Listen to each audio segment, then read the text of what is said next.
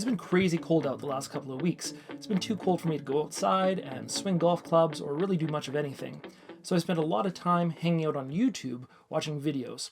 One of my favorite channels to watch is my good friend and colleague Ruben Mahaffey's channel, Adventures in Chemistry. Some of Ruben's best stuff is when he's taking a look at chemical reactions under a microscope and watching them play out in accelerated time. And of course, watching that got me to thinking, what would the grooves of a golf club look like under a microscope?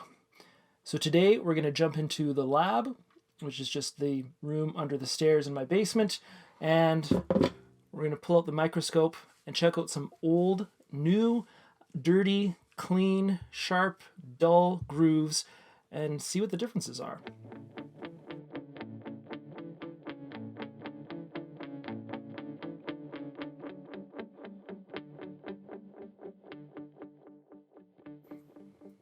So I'm going to start off with something dirty. I went into the garage and found this great 52-degree wedge. This is a Ping Tour S. I've played this one for a long time. I practice with it a lot, and the grooves are pretty nasty. So we're going to go and check it out, see what it looks like. So you can definitely see a ton of dirt. And now, I mean, granted, I have not cleaned this out. This looks exactly the same as the way it did the last time I was out practicing and playing with it. But, I mean, it goes to show, if you're not cleaning out your grooves, you're not getting any kind of benefit from these. It is an absolute mess. All right, now I'm going to go and clean these out with some soap and water, and we're going to take a look at the difference. The difference here is like night and day. Those old dirty grooves were just chock full of dirt and grass and gunk. And the clean ones aren't perfect, but you can see a lot more metal and a lot more volume for water and liquefied grass to go into. So I guess the moral of the story here is if you haven't cleaned your grooves out in a little while, they're probably not doing anything for you. So next I wanted to take a look at old grooves versus new grooves. And unfortunately, I don't have any brand new golf clubs, but I do have two golf clubs that are very, very similar to one another that differ by about 20 or 30 years or so of age. So we should see some pretty big differences. I've got my trusty Ping I2 sand wedge, and then this is the Ping I2 Plus. So it was released sometime in the kind of mid-90s. And then I've also got the Ping I2 lob wedge in the XG model. And so the XG model was the re-release that came out in like the early 2010s after all of the Ping groove controversy made it very marketable and profitable for Ping to re-release these clubs. So the grooves should be pretty much the same, but a lot newer and a lot older.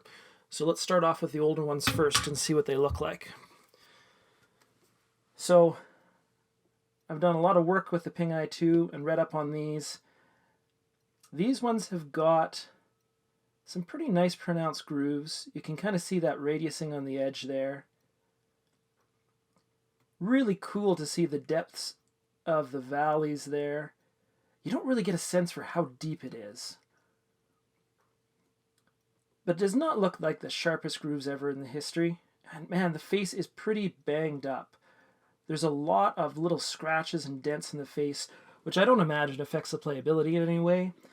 That you definitely don't notice when you just look at them close up, but when you have them under a microscope, yeah, you really see the differences. Now this microscope has two magnifications. It has a 10 times magnification, which is sort of the low power, and then it has a 30 times magnification on high power. So you can see the differences between 10 times and 30 times. So this is at 10 times magnification.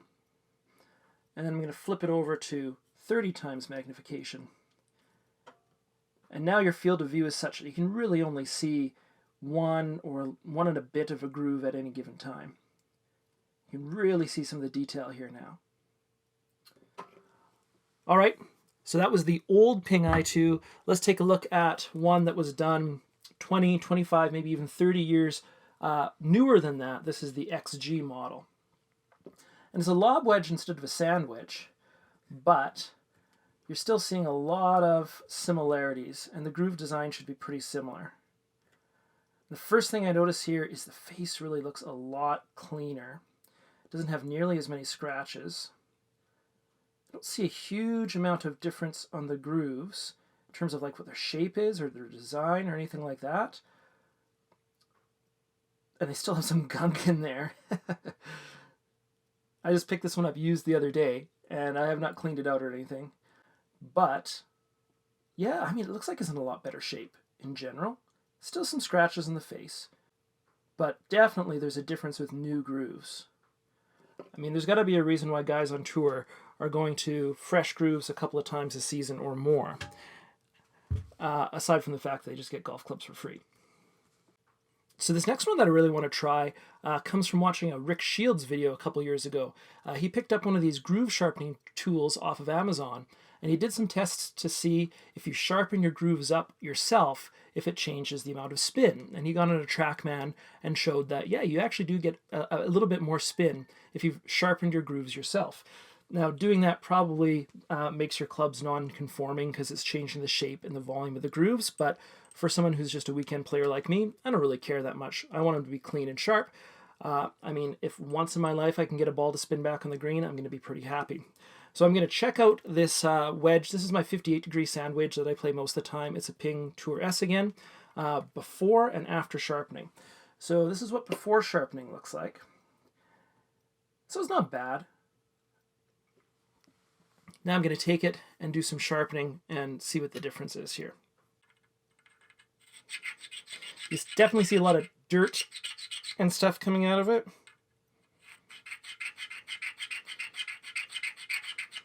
And maybe I'll just do kind of half the face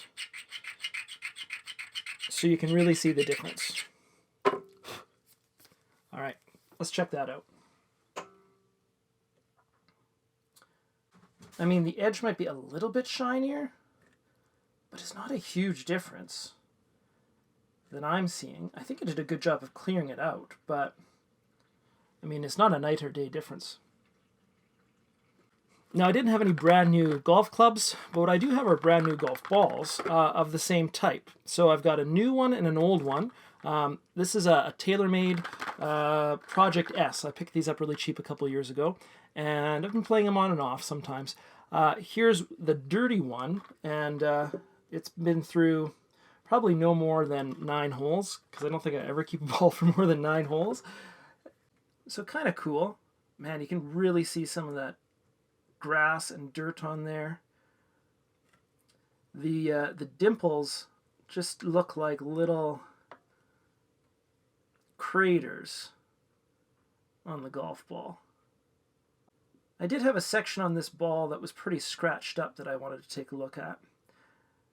It's hard to think that that's going to affect the playability of the ball very much. That's not a very significant scratch. And certainly when you check it out, those dimples don't look much different. Okay, so let's look at the difference between that and brand new, out of the box. What does that look like? So the big thing here is the new one is so shiny and clean. And you do see some kind of imperfections, but it's pretty consistent for the most part. Well, this has been a lot of fun kind of nerding out, checking out the golf clubs under the microscope. And if you like nerding out about chemistry, you can check out my buddy Ruben's channel, Adventures in Chemistry. He's got lots of great up-close microscope footage, as well as some great explanations of different chemical processes. And if you know anybody who's doing high school chemistry, send them that way. His channel is going to be a huge help. All right, thanks. We'll see you next time.